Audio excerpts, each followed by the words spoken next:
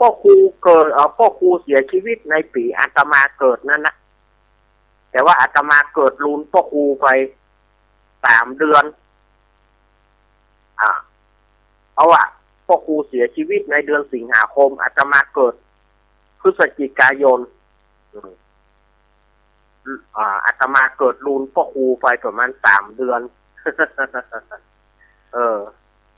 แต่ก็ติดใจใน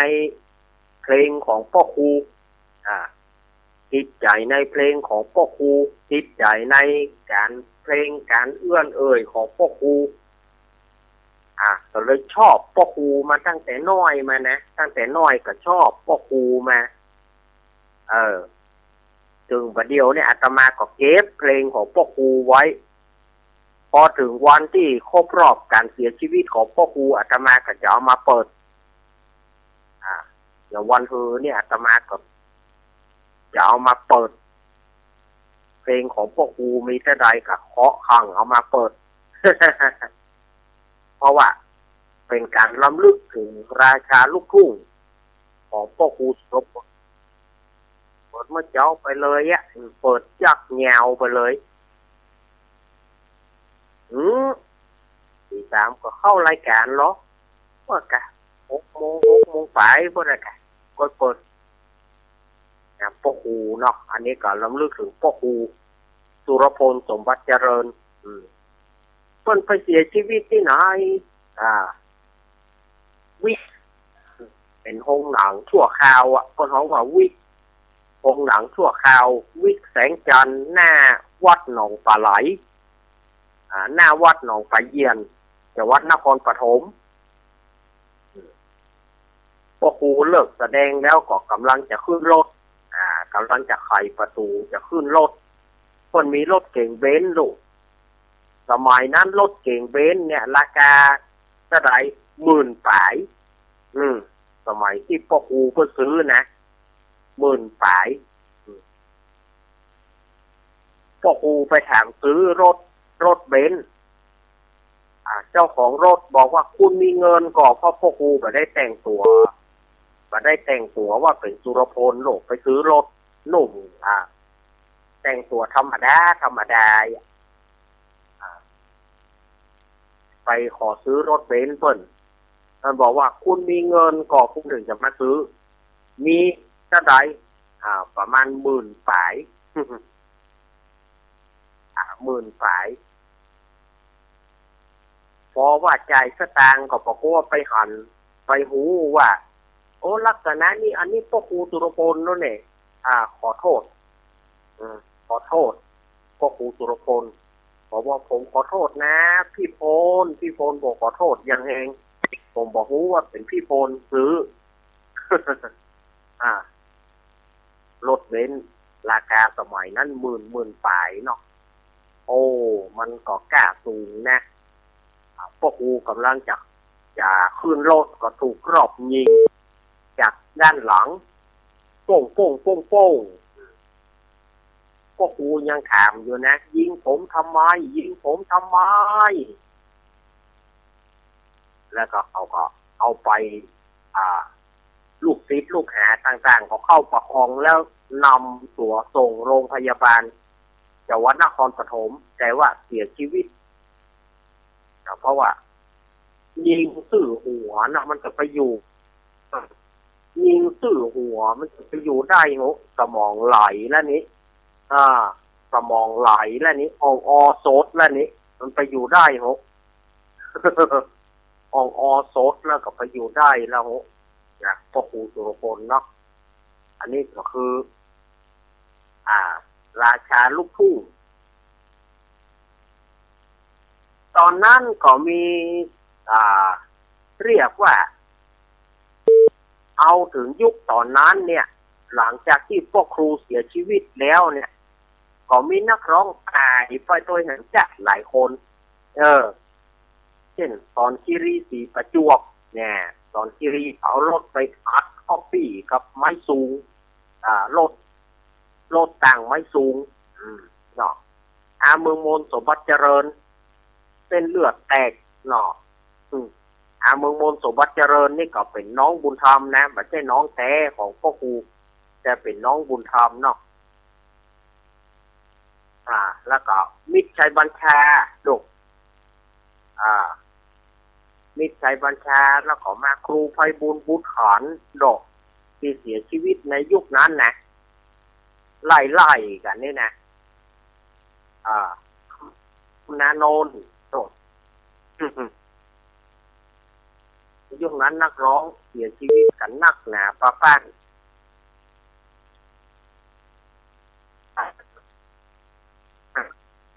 แต่ว่า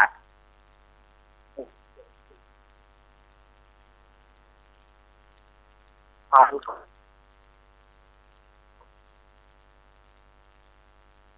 นี้ใครเป็นโลกนี้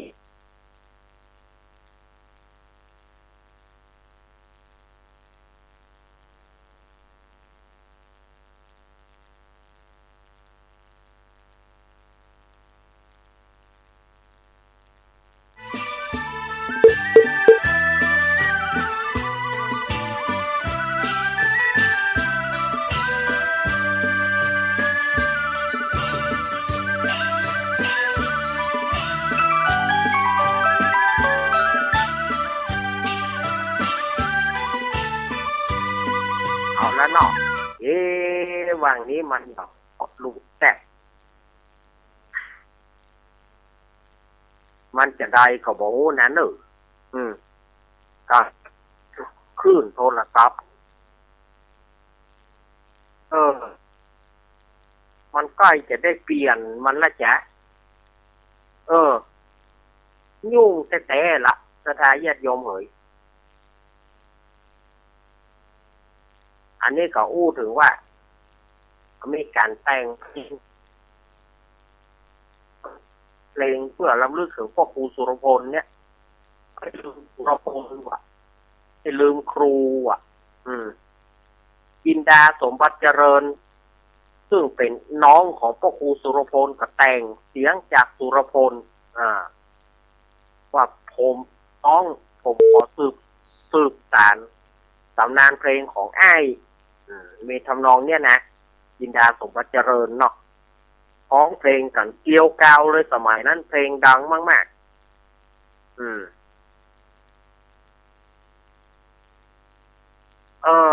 มาถึงบัดเดียวนี่ก็58 ปีจะครบรอบ58 ปีแล้วพ่อครูเนาะก็ในฐานะเป็นลูกศิษย์ลูกหาลูกหลานเหลนก็ขอสดุดีในคุณงามความดีสดุดีพ่อครูสุรพลไว้ณโอกาสนี้ตัววันอาทิตย์นี้เนอะสถาญาติโยมสาธุชนอันนี้ก็เอามาอู้กันก็กินนะกะเรื่องเล็กๆน้อยๆเรื่องชวนหูบางคนก็ฟังอยู่บางคนก็บอกให้หูว่าพ่อครูสุรพลนี่อยู่ที่ไหนเป็นนักร้องรุ่นไหนบางคนก็บอกหูเตื้อพ่อครูสุรพลมีชื่อแท้ว่าลำดวนเนอะชื่อแท้ชื่อลำดวนสมบัติเจริญแล้วภายหลังก็มาเปลี่ยนเป็นสุรพลสมบัติเจริญแล้วก็เข้าวงการนักร้องอยู่ในดุริยางค์ทหารเรือเมื่ออยู่วงดุริยางค์ทหารเรือก็เอาเข้าก็ได้มาตั้งวงคนเดียวตั้งวงคนเดียวจากวงดุริยางค์ทหารเรือก็ตั้งวงคนเดียวก็มีลูกศิษย์ลูกหายังนักขึ้นมายุคแรกๆก็จะมีไผภาวนาชบาไพรนี่มายุรีผู้ระหงบุญนำชุ่มศรีมีว่าท่านอาจารย์คือบุญนำชุ่มศรีมีแต่ดังอยู่เพลงเดียวคือเพลงผ้าเช็ดหน้าผืนเดียวผ้าเช็ดหน้าหนึ่งผืนน่ะบุญนำชุ่มศรีดังอยู่เพลงเดียวเท่านั้นเด็กหญิงชูศรีทองแย้มแล้วภายหลังมาก็มีพงศรีวรนุชมีละอองดาวสกาวเดือนมีวิภารัตน์เปลืองสุวรรณมีมริวันสร้อยหงส์ไพรเตือนใจบุญพระรักษานี่ก็มีแห่งหลายท่านอยู่ที่มาอยู่กับวงของพ่อครูสุรพล พ่อใจก็มีสีไพรลูกราชบุรีมนไพรลูกราชบุรีมนชัยลูกราชบุรีกลางวันไพรวันลูกเพชรพนมไพรลูกเพชรแล้วก็มีกองใบรุ่งเรืองศักดิ์ชัยวันชัยและแถมนักอยู่ แถมนักอยู่อันนี้ในวงล่าสุดคนสุดท้ายสุดก็คือปัญญาชูไพบูลย์ถ้าอู้ว่าปัญญาชูไพบูลย์ไผ่คงบอกรู้จักแต่ถ้าอู้ว่ากลางวันไพรลูกเพชรมันจะรู้จักคนสุดท้ายที่พ่อครูสุรพลฮับเอาไว้คือปัญญาชูไพบูลย์หรือว่ากลางวันไพรลูกเพชรเนี่ยฮับมาแล้วยังบัดนั้นได้แต่งเพลงเพื่อเตื้อพ่อครูมาเสียชีวิตภายหลังมาเมื่อวงของแม่ศรีนวลสมบัติเจริญภายหลังมาเมื่อพ่อครูสุรพลเสียชีวิตไปก็แม่ศรีนวลสมบัติเจริญก็มาควบคุมวงก็คือตั้งวงสุรพลอยู่จนมาถึง 2513 ก็เกิดแตกแยกกันวงยุบไปกลางวันไพรลูกเพชรก็เลยเลยตั้งวงใหม่ชื่อสิทธิสุรพลวงคณะสิทธิสุรพลกลางวันไพรลูกเพชรก็เลยมาดังตอนที่พ่อครูเสียชีวิตได้2 ปีมาดังในชุดอยากดังแม่ค้าแม่ขายลมว่าวอยากกินรักใจจะขาดเบื่อโลกเฮโลสารพาอย่างนี้นะอันนี้มากลางวันไพรลูกเพชรมาแต่งนะมาตั้งวงตอนที่ใจชื่อว่าวงคณะสิทธิสุรพล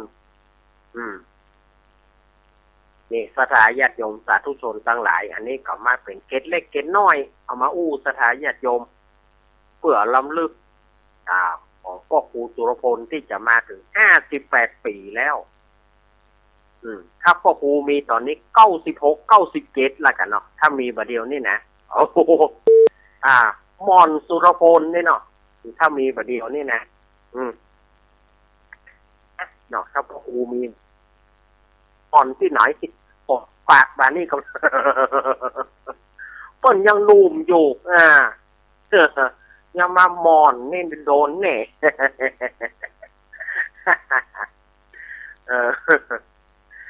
อูเล่นกันไปเนาะสดายญาติโยมนี่ก็จะดูดีพวกครูสุรพลเนาะ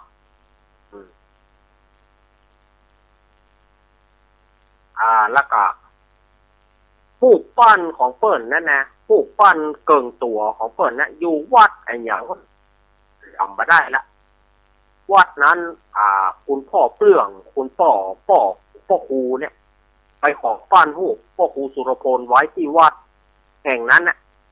ขันเกิงตัวแต่ถือว่าได้ละหูที่ปัจจุบันนี่หูเปิ้นยังมีอยู่นะหูปั้นนะปั้นพ่อครูสุรพลเนาะอันนี้เปิ้นปั้นไว้เพื่อ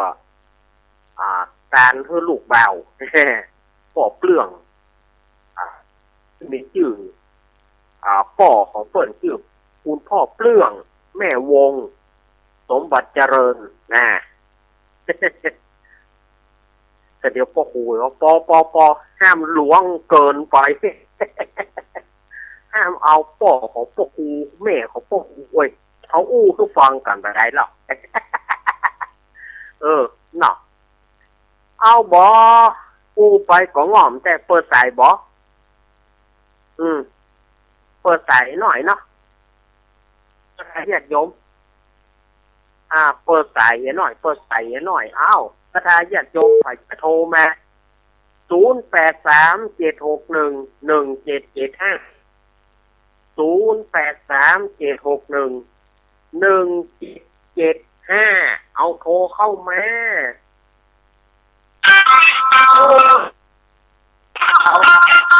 เจริญปอนไอพร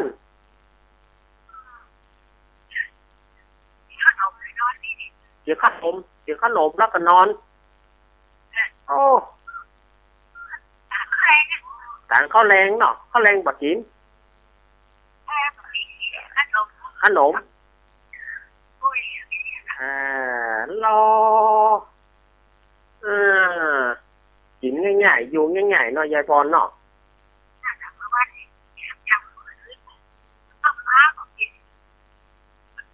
อ๋อตะโกนว่าคนเท่าตะกอนเพราะว่านอนเท่าอันเห็นโป้อุ้ยแม่มอนเท่าตะกอนก็จะว่าหรอกกินอย่างนักนะกินรับกินนอนกินแล้วก็จะนอนแล้วอีหรอก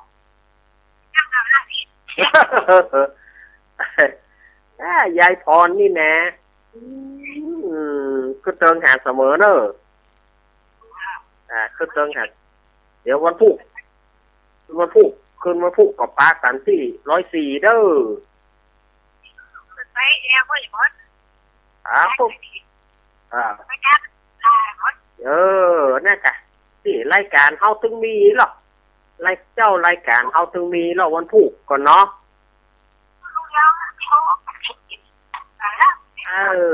ฝนบอกว่างครับกันเนาะ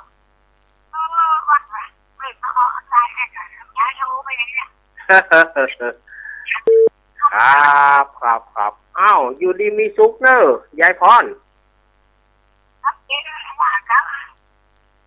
ครับอยู่ดีมีสุขเนอะครับผมยายพรร้องงัวแดงสันกำผู้ใหม่มาละยายพรกะจี้มีไหนสายเข้าตืดมา083761เจริญพรวันที่9ครับผมนมัสการครับวิทยุไม่ค่อยดีวิทยุไม่ค่อยดีของท่านนี่รุ่นเก่าเก่าสุดเลยเนี่ยมันเขาถวายมาจากคนที่มาทำสังฆทานนั่นแหละเนาะจะทานไปแล้วก็เก่งได้ยินชัดเนี่ยครับผมวิทยุมันไม่ค่อยดีเลยวิทยุโทรศัพท์ที่ฟังได้สบายเลยครับผมหลวงตากฤษอุทยานปังโมกเชียงดาวมีโอกาสเมื่อใดก็มันไปข้ามเดี๋ยวก่อนหลวงตาถ้ามันบอกข้ามเดี๋ยวก่อนก็จะไปเงี่ยวหาหลวงตานั่นนะไว้ฝางก็กายเชียงดาวเขานะเพื่อจะแม่มันข้ามไปเมื่อได้ก็มันข้ามแต่กรรมนี้จะโอตละมันเฮาว่าเจ้าเขาจะออกมาเจ้ามันบอกเป็นเจ้าเนี่ยเจ้าที่เขาตอนแล้วเขาออกมามันได้ไปแวะหันแวะนี่แหมเผื่อแล้วเผื่ออยากข้ามไปอาจารย์พรแม่เพนคนสู้ชีวิตควายสว่างตาแสงสว่างสว่างใจสว่างตาแสงควายสว่างตาแสงฟังเป็นแต่ฟังกระดุมกรรมการได้เด็ดมันสะดุดแน่มันขี้หลุดแน่ใส่ดินเนอขอบคุณแม่เพนภาษาเจ้าครับแม่เพนคนสู้ชีวิตไม่มีริมิตชีวิตเกินหมื่นแม่เพนเฮานี่นะสู้แต่ละสู้แต่ละเนาะใครจะโทรมาแถม0837611775มีก็มีก็โทรมาเนอะปุ๊บโทรเครื่องงั้นอย่างก็เครื่องเสียงรถยนต์ไฟมาขายวัดนี่ดังก็ดังแตะดังว่าสถานญาติโยมเหยเพราะตะนั่นหัวทึด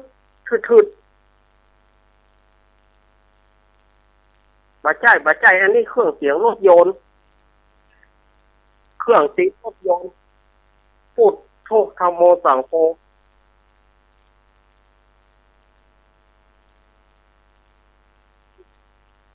แต่อันนี้บาใจอันนี้มันมาจากที่อื่นมันกาเจริญพรจ้านะเจ้า อ้าวเกี้ยวสู้ได้คอยพระสวดมนต์โดยเด้ออีแก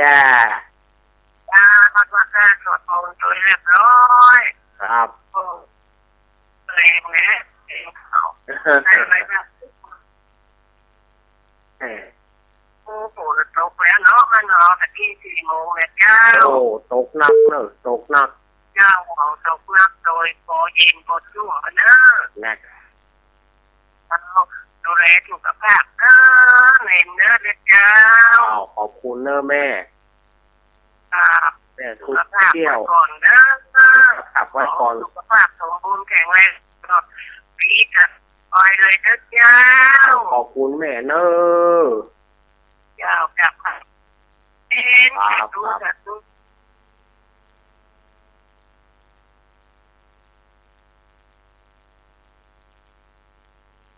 โอ้อีกอะสถานอยากจบนะพ่องบางวันก็มีสาระบางวันก็บ่มีสาระ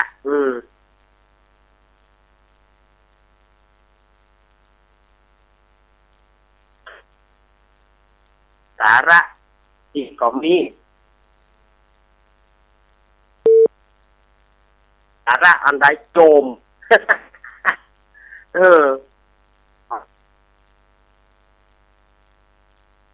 ฟังกันนักหนาเนาะหมูหันหน้าแค่ปักแค่ขีดนี่หันหน้ากระโจมมันโจมมีที่หรอกสดายญาติโยมถ้ามันโจมบ่มีที่เฮาก็บ่โจม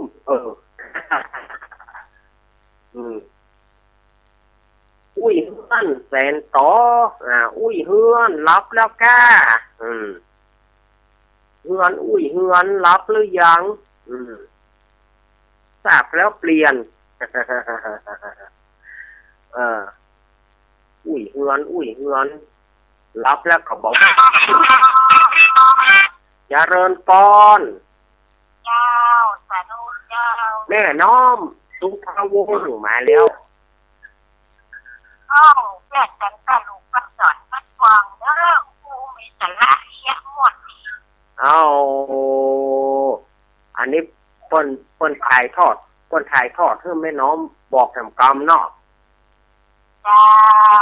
แม่บุญน้อยแม่บุญฟ้าเป็นฟังกัดไม่เอาไปแก้เป็นแบบแม่น้องชอบให้เราห้องเด้อ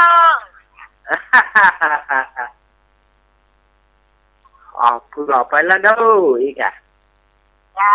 เพียไปแล้วแม่น้อมหายบวยเด้อหายบวยก็เป็นการเตียนมันนอนสบายเนาะวันนี้นะน่ะอย่าได้กะหายบวยเด้อหายบวยค่อยมีโอกาสไปด้วยกันแถมครับหายบวยเป็นกำลังใจเฮ้อเนอะแม่น้อมเนอะแม่น้อมสุภาวงศ์แน่มาละสถานญาติโยมฝ่ายจะโทรมาตานอยู่เนอะสักสาย2 สายบอก0837611775นะ0837611775จะเล่าทำเมื่อใดอาจารย์วันติดเมื่อกะวันติดก็เอาทำผูกที่3มาเล่าแถมแล้ววันอังคารปุ่นนี่ก็จบแล้วเนอะแล้วก็ติดหน้าก็ทำผูกนี่ก็จะจบแล้วนะคือเอามาเทศ2 เวลาวันอังคารบ่าย 3 โมงแล้วก็วันอาทิตย์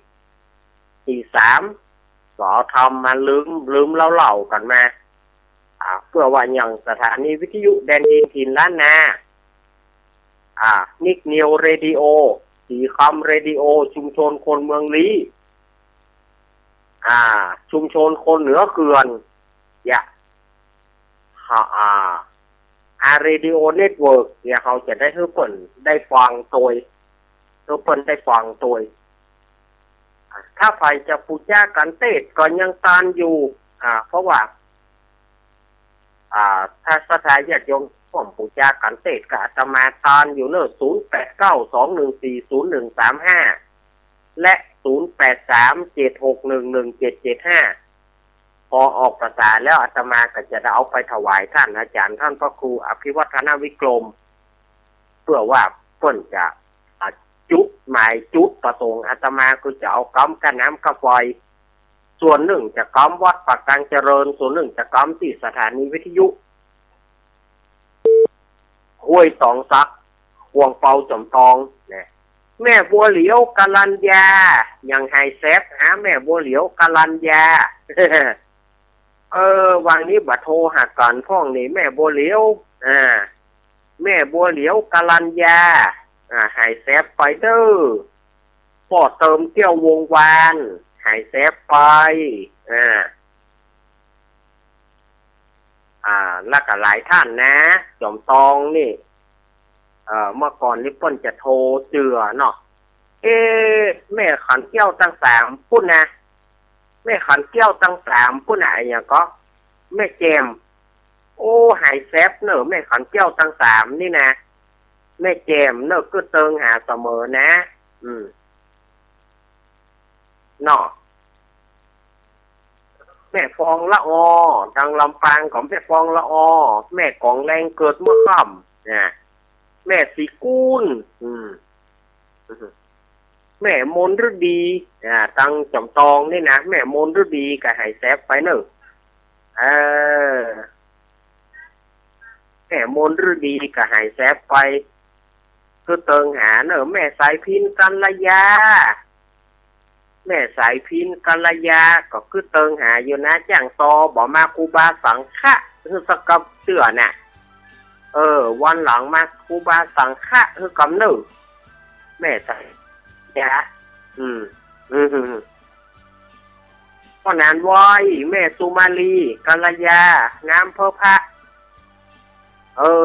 ลืมลูกลืมเต้าละกันหาพ่อนานว้อยแม่สุมาลีกัลยาเป็นอย่างได้ฟ้องหาเนาะคือเติงหานะเพิ่นบ่โทรหาเฮาละพักหลังนี่หายไปทางใดทางเชียงไฮ้ก็แม่จีรพันธ์พ่อบุญธรรมหายไปนักหนึ่งสถานญาติโยม ถ้าจะแก้แล้วกันฮะมันอู้นักลำไปอีก เนาะจะไปฟังไก่ฟังอิ่มไหนไก่จังกันเสื้อแน่เมินไหนก็ได้มาอู้กันหรอกเนาะจะไปอิ่มไหนไก่จังกันเสื้อเน้อญาติโยมสาธุชนทั้งหลายเนี่ยจะไปฟังไก่ฟังจังกันเสื้ออยู่ที่ไหนอยู่จุดไหนตั้งได้ก็โทรมาหากันพ่อง1 เสียง 1 สายคือ1 กำลังใจถ้าไม่มีสักเสียงสักสายก็แสดงว่าเพิ่นบอกหวังเต้นะถ้า1 เสียง 1 สายมันก็ได้1 กำลังใจถ้าไม่มีสักสายแสดงว่าไม่มีใครฟังในเมื่อเพิ่นบอกฟังเขาก็บ่จั่นจะว่าอย่างไรเนาะสดายญาติโยมเนาะก็เวลาอาตมาใกล้จะหมดแล้วต่อไปก็คงจะเป็นหลวงพ่อเนาะหลวงพ่อสุจิตานุรักษ์ด็อกเตอร์วันนี้สถานญาติโยมคงจะบ่พลาดละก้าน้ำมนต์เนาะน้ำมนต์ต้นนะวันนี้คงจะได้อยู่เดี๋ยวหลวงพ่อคงจะมาประพรมน้ำมนต์เถอะครับสถานญาติโยมวันศุกร์ที่แล้วอาตมาแตนเปิ้ลเอาน้ำมนต์เถอะสถานญาติโยมศุกร์นี้ก็เตรียมไว้เห็นสถานญาติโยมก็เดี๋ยวหลวงพ่อเพิ่นน้ำมนต์พุทธมนต์ชื่นชมจิตชื่นชมจิตสถานญาติโยมก็จะได้เอาไปกินไปอาบเอาไปชำระร่างกายเพื่อสบายอกสบายใจอันบอกอาตมาก็ฝากไว้กับสถานญาติโยมเนอะวันนี้ช่วงนี้อาตมาก็บอกให้มีสาระอันใดนักต าที่มีเวลาก็มาอู้มาจาศรัทธาญาติโยมพอสมควรแก่การเวลาเนาะเอาแล้วศรัทธาญาติโยมเวลาหมดเวลาแล้วอาตมาก็ขออำลาศรัทธาญาติโยมไปเพียงเท่านี้